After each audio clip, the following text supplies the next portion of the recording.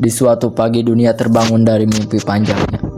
Mimpi tentang surga, tentang kepastian, tentang tangan ilahi yang mengatur segalanya. Tapi ketika mata itu benar-benar terbuka, langit terasa sunyi, tak ada suara dari atas, tak ada bisikan wahyu. Yang tersisa hanyalah tubuh manusia berdiri sendiri di tengah semesta yang acuh. Dan di saat itulah muncul suara yang tak bisa dilupakan.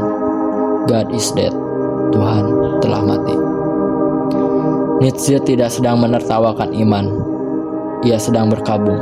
Ia meratap pada peradaban yang membunuh Tuhan tapi tak siap menanggung konsekuensinya. Ilmu pengetahuan katanya telah menusuk Tuhan dari belakang. Dan manusia tak lagi tahu bagaimana hidup tanpanya.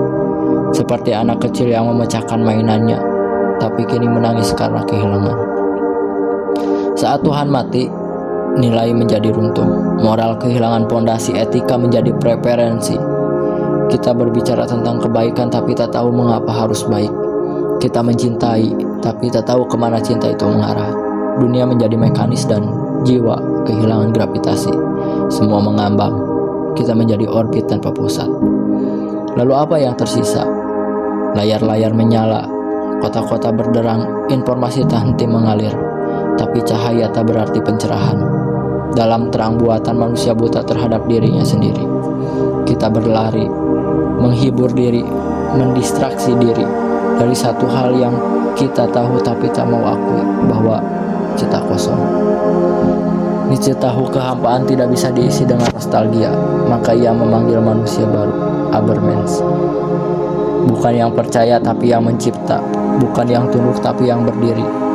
Manusia yang tidak mencari makna di luar dirinya, tapi memahatnya sendiri dari batu keberanian dan kesendirian. Ia bukan penganut agama baru tapi nilai baru.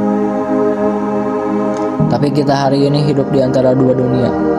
Dunia yang masih merindukan Tuhan dan dunia yang menertawakan kerinduan itu. Kita ingin bebas, tapi takut kehilangan makna. Kita ingin mandiri, tapi tak tahan hidup tanpa arah. Nietzsche tidak memberi jawaban, hanya luka yang jujur.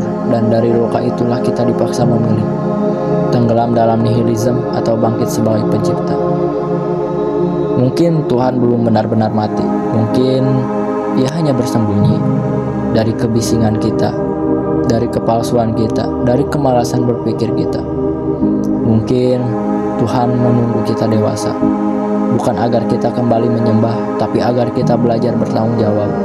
Agar kita tidak mencari Tuhan karena takut, tapi karena kita tahu bahwa hidup tanpa arah adalah bentuk kematian yang paling sunyi.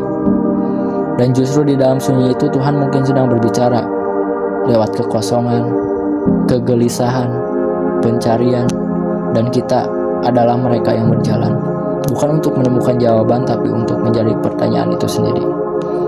Video ini dibuat sebagai bentuk refleksi akhir mata kuliah filsafat ketuhanan. Saya Wahyu Hidayatullah, salam filsafat.